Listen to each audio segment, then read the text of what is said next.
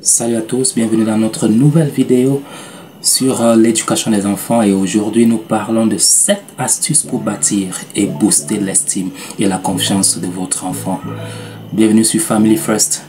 Abonnez-vous, activez la cloche de notification pour ne rien rater de nos prochaines sorties.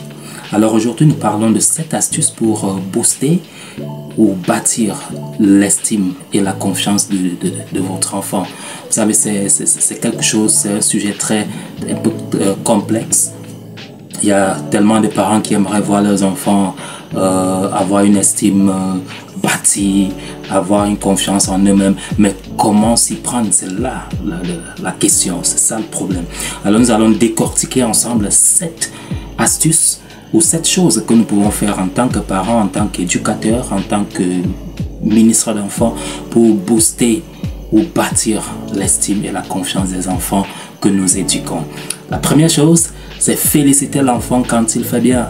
On ne peut pas avoir un enfant qui fait bien et puis on le regarde et on se dit, bon, demain il va bâtir son estime et tout.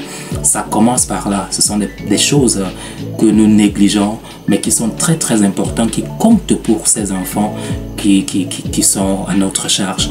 Savoir féliciter l'enfant quand il fait bien, ça permet de le motiver, ça permet de l'encourager pour encore faire davantage prochainement. La deuxième chose, c'est d'encourager l'enfant dans ses choix.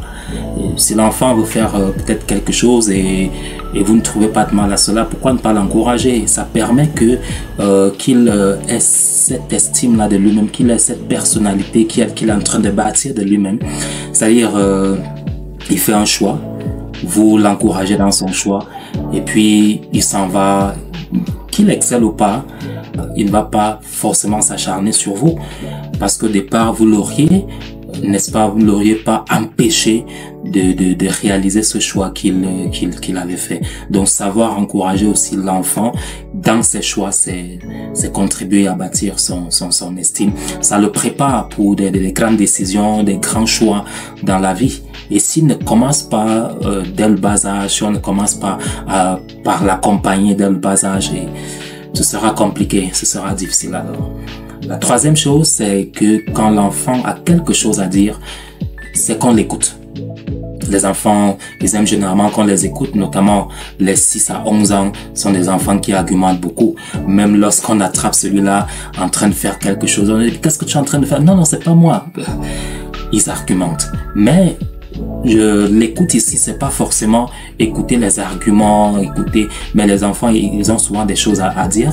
Même si on sait au fond que ce que l'enfant est en train de dire n'est pas fondé, on peut l'aider, on peut juste l'orienter autrement après l'avoir écouté au préalable.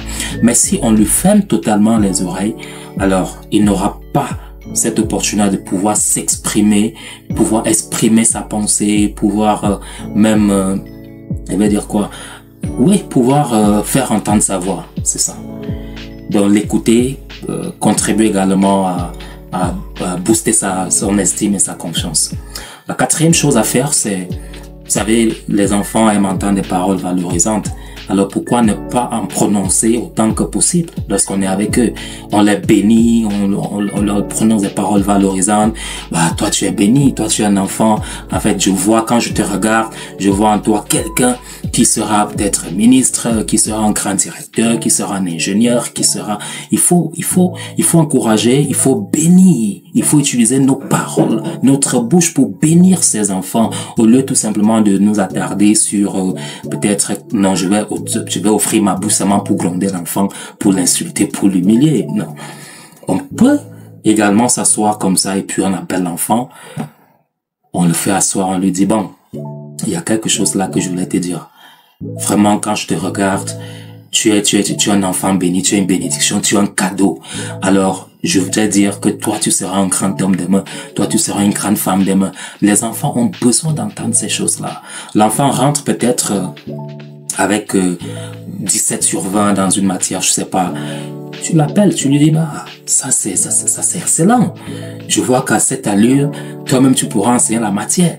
C'est une manière d'encourager l'enfant et l'enfant va se sentir estimé et il va pouvoir s'estimer également plus tard.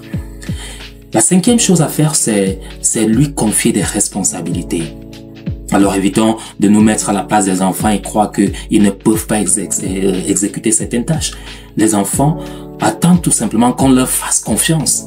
Et c'est en leur faisant confiance qu'on sera en train de bâtir leur confiance en eux-mêmes. Mais si on ne leur fait pas confiance, alors ils ne pourront pas s'engager dans certaines choses, ils ne pourront pas prendre certaines décisions, ils ne pourront pas réfléchir d'eux-mêmes pour pouvoir faire certaines choses. Alors cela passe pas des responsabilités qu'on leur confie pour, n'est-ce pas, les initier à la prise de décision, à la prise, je veux dire, à des choix, même les plus critiques dans l'avenir.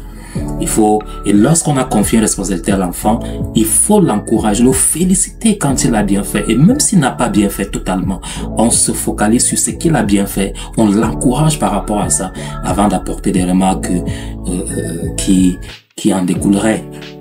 La sixième chose à faire, c'est éviter de s'attarder sur des petites erreurs. Éviter de s'attarder sur des petites erreurs. Tu peux demander à l'enfant de t'apporter un verre d'eau et pendant qu'il arrive, il fait un faux pas, quelques gouttes se versent. C'est même très sympa de lui dire, bon, il faut prendre la serpillère, tu es sûr, ça passe. Mais si on s'attarde sur cette erreur, on dit, regarde, moi, on vaut rien, un fainéant comme ça, un idiot, moi, je sais que tu ne seras jamais rien. Mais l'enfant ne sera rien.